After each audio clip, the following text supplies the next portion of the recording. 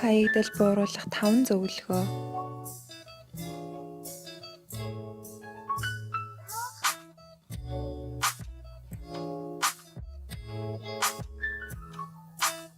Хэрэв та ажил болон сургууль дээрээ их хэмжээний цаас хэрэглэдэг бол цаасны хэрэглээг багасгах төрөл бүрийн компьютер программыг ашиглан цаасны хаягдлыг багасгах боломжтой.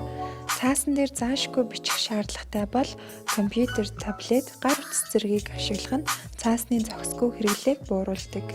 Мөн хэвлэмэл материалын үсгийн фондыг жижигсгэх, хоорондын зайг нь багасгах, нэг тал дээр нь хэвсэн цаасаа дахин ашиглах зэргээр та байгалийн нөөцөө хамгаалахад чухал нөлөө үзүүлнэ.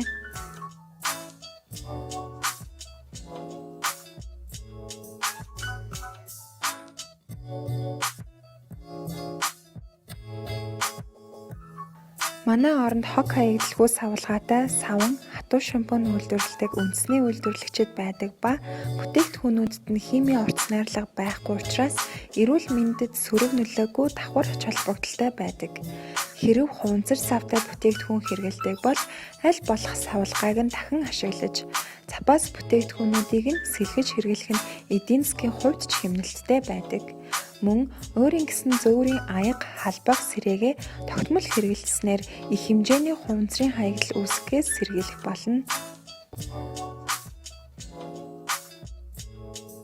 Дэлхийд даяар үйлдвэрлэгдэж буй хоол хүнсний 3/1 тутам нь хаягддаг бөгөөд ландфилд хаягдаж муудсан хүнсний хаягдлаас метаны хий хэмээх хорт бодис ялгарч байдаг нь уур амьсгалын өөрчлөлтийг үүсгэдэг хүчин зүйлийн нэг юм.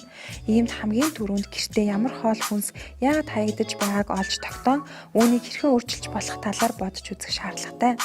Мөн жимс ногооны шүүс шахад үлдсэн үлдэгдэл цэргийг талхны гурал зурагтаа хэрэглэх хальсаар нь сав бэлдэж бордоо хийхээс гадна илүү гарсан хоол хүнсээ бусдтай хуваалцаж болох юм. 7 хоногт багадаа нэг өдөр урамлын гаралтай хоол хүнс хэрэглэснээр та өдөрт 4163 литр ус, 15 кг тариа буудаа хэмнэх боломжтой.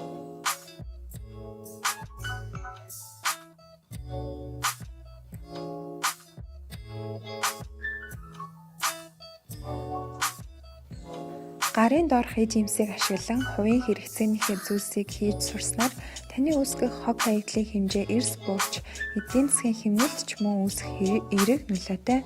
Наргил модны самрын тос, хүнсний сод, гааны навчны тос 3-ыг ашиглан шүдний овоо хийснээр та ердөө 5 хормын дотор дэлгүүрт зарагддгаас тутгааргүй чанартай бөгөөд хуванцар хаягдалгүй бүтээгдэхүүнийг өөрөө үйлдвэрлэх болно.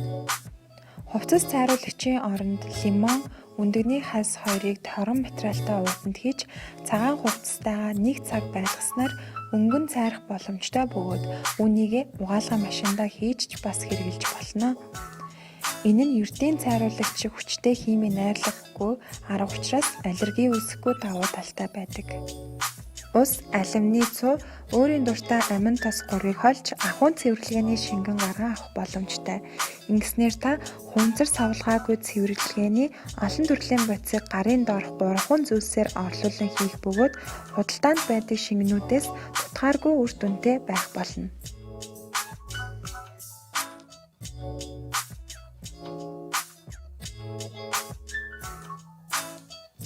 Эцэст нь хог хаягдлыг их үүсвэр дээр нь үүсгэхээс татгалзах нь хамгийн шилдэг арга бөгөөд авах хэрэглэх зүйлсээ өөрт үнэхээр хэрэгтэй эсэхийг урьдчилан тооцоосноор та хүрээлэн буй орчныг бохирдлоос хамгаалахад үнэтэй хувь нэмрээ оруулж байгаа гэсэн үг юм.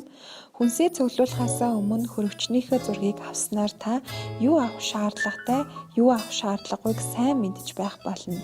Хит их баглаа боодолтой бүтээгдэхүүнийг авахаас аль болох татгалзаж, баглаа боодол багатай бүтээгдэхүүнийг сонгон хэрэглээрэй.